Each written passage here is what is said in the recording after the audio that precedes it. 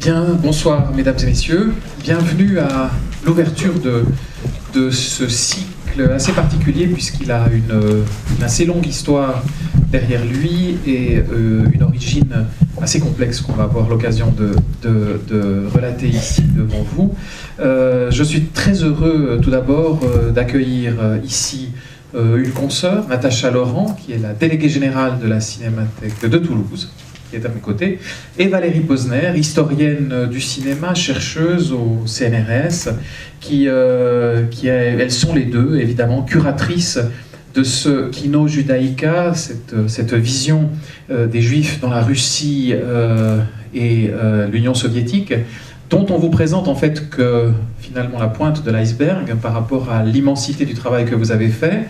On aurait dû aussi pouvoir en profiter pour vernir le livre qu'elles ont écrit à cette occasion, mais qui n'est pas encore prêt, donc on aura l'occasion d'en parler aussi en annonçant sa sortie prochaine. Je suis très heureux de les accueillir aussi parce que c'est un peu une première de collaboration avec la Cinémathèque de Toulouse, même si la Cinémathèque de Toulouse a une longue histoire de lien avec la Cinémathèque suisse, et je viens d'apprendre, je ne savais pas que de façon non officielle, elle était avec la Cinémathèque de Bruxelles, celle de Lausanne, tout le monde dit à l'étranger, la Cinémathèque de Lausanne et celle de Bruxelles étaient les marraines de la Cinémathèque de Toulouse lors de son entrée à la Fédération internationale des archives du film. Mais en fait, en dehors de ça, il y a des liens historiques qui lient ces deux institutions, et je suis très heureux que sous ma direction, on puisse renouer une collaboration de ce type avec des œuvres qui viennent du Gosfilm au fond et qui ont fait une halte avant de rentrer à Moscou par Lausanne, et c'est donc ces 12 films que nous aurons l'occasion de vous présenter. Alors je passe tout de suite la parole d'abord à Natacha Laurent, qui va peut-être nous raconter un peu l'histoire de ce cycle dont vous allez voir une partie, sélectionnée par elle-même bien sûr. Merci beaucoup Frédéric. Alors il a déjà dit beaucoup de choses, donc je ne vais pas reprendre. Moi aussi je voudrais remercier Frédéric et toute l'équipe de la Cinémathèque de Lausanne, parce qu'on parle de Lausanne très régulièrement à la Cinémathèque de Toulouse. Tiens, on tombe sur des photos cartonnées, c'est la Cinémathèque de Lausanne. Tiens, on tombe sur telle copie, ah oui c'était Freddy Buach, tu te souviens, telle année, etc. Pour nous, Lausanne fait partie du quotidien presque. Il y a comme ça quelques cinémathèques qui nous accompagnent tous les jours. Et donc en 65, quand la Cinémathèque de Toulouse est entrée à la FIAF, nous étions tout petits. On a été fondé en 1964 et nos deux marraines, c'était effectivement Bruxelles et Lausanne. C'est vraiment sous l'impulsion de ces deux cinémathèques qu'on est entré à la FIAF, et c'est pour ça qu'on est devenu une cinémathèque de dimension internationale. Donc c'est vrai que c'est bien de renouer avec ses origines et surtout de les poursuivre, voilà, de les enrichir. Alors merci d'avoir accepté ce programme qui est effectivement un peu bizarre, un peu inattendu. C'est une idée, Valérie va en reparler aussi tout à l'heure, pourquoi Kino Judaïka à la Cinémathèque de Toulouse? Déjà, bon, le thème, on va en parler, mais pourquoi ça se trouve à Toulouse? La première raison, c'est que dès 65, une fois que Lausanne et puis Bruxelles nous ont aidés à entrer à la FIAF, la Cinémathèque de Toulouse a fait une rencontre formidable, celle du Gosfilm au fond. Et entre notre fondateur Raymond Borde et le directeur des archives de Moscou, le Gosfilm au fond, Victor Privato, est née une amitié, une complicité qui a marqué définitivement l'histoire de la Cinémathèque de Toulouse et nos collections, puisque c'est grâce à cette amitié que la Cinémathèque de Toulouse est devenue, probablement avec Bruxelles et sans doute aussi un peu avec Lausanne, l'une des principales cinémathèques d'Europe occidentale pour ce qui est des collections de cinéma russe et soviétique. Donc on a une magnifique collection de cinéma russe et soviétique à la Cinémathèque de Toulouse. Il se trouve que je suis aussi historienne du cinéma soviétique, et c'est pour ça qu'on s'est retrouvé avec Valérie sur ce projet, après d'autres qu'on a menés ensemble. Et c'est important pour nous, voilà, de poursuivre cette histoire avec Moscou. Alors Kino Judaïka, c'est un projet ancien, on va pas revenir sur les origines, parce que ça nous ramènerait trop loin. Mais l'idée, c'était vraiment de partir à la découverte, à l'assaut presque, d'une thématique très peu connue, tabou, il faut quand même bien le dire, en tous les cas très problématique. Et la complexité de l'histoire du cinéma est quelque chose qui nous intéresse beaucoup avec Valérie.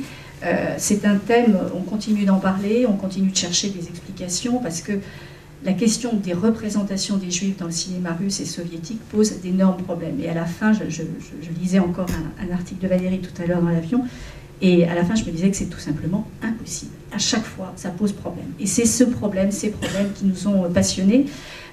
On est parti sur plein de pistes différentes pour finalement aboutir à celle-là. Au début, on était parti sur l'idée du cinéma juif et on s'est rendu compte que ça tenait absolument pas la route.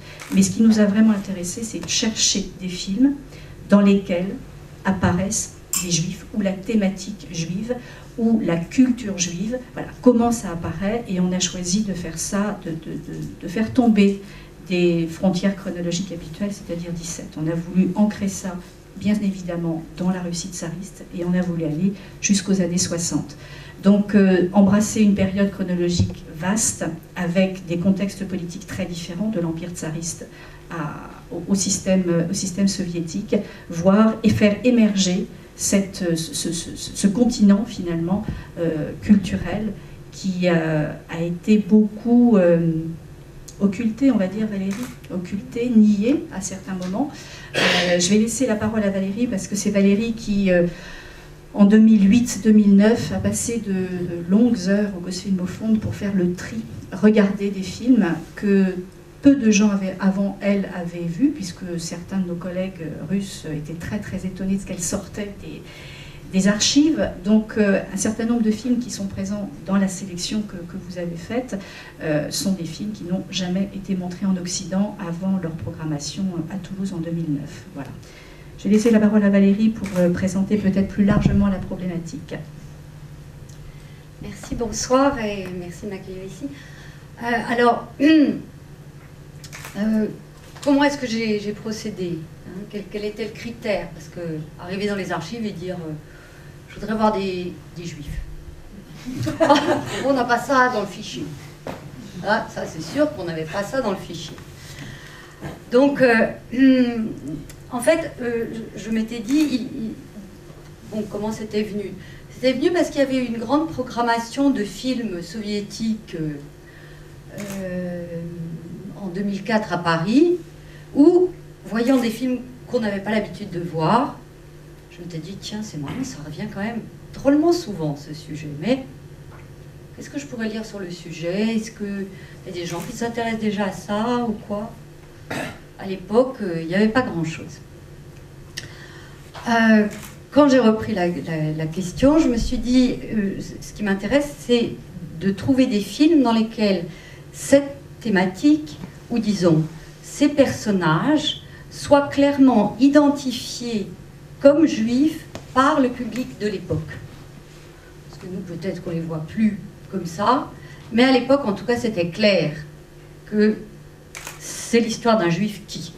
Hein, voilà. Donc c'était grosso modo, c'est ces films-là que je voulais essayer de trouver et d'identifier.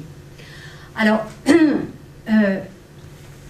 les collègues du Gosfilmofonds m'ont donné un coup de main pour un certain nombre de films, et puis pour d'autres, il y avait eu un ouvrage dans lequel un monsieur avait vraiment systématiquement quand même sorti beaucoup de titres.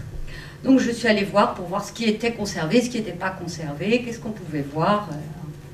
Et puis donc j'ai visionné des mois durant, je veux dire, des semaines durant des films, pour arriver à une trentaine de films que j'ai choisis à peu près de toutes les périodes, c'est-à-dire que les années 10 soient là, mais 20, 30, 40, 50, il n'y a rien, c'est normal, c'est une période où le pouvoir soviétique lance une campagne qu'on disait à l'époque anti-cosmopolite, mais qui était en fait clairement antisémite. Bon, et puis ça reprend dans les années 60. Donc j'ai fait une première sélection, et puis ensuite je me suis dit, ok, on va quand même regarder aussi ce qu'il y a du côté des documentaires. Donc je suis allée dans une autre archive, où là c'était plus simple, on pouvait aisément trouver des choses.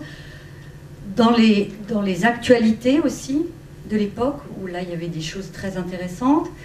Et puis ensuite a commencé tout un travail de documentation de ces films, parce que sortir des films c'est une chose, mais voir comment est-ce que ces films ont été reçus, voir éventuellement si on pouvait trouver des dossiers de censure, ou bien de la presse sur ces films, ou bien des dossiers de production, de façon à pouvoir comprendre un peu mieux le contexte dans lequel ils avaient été réalisés et le contexte dans lequel ils avaient été reçus par le public de l'époque, dans la mesure où on peut avoir une trace de ça.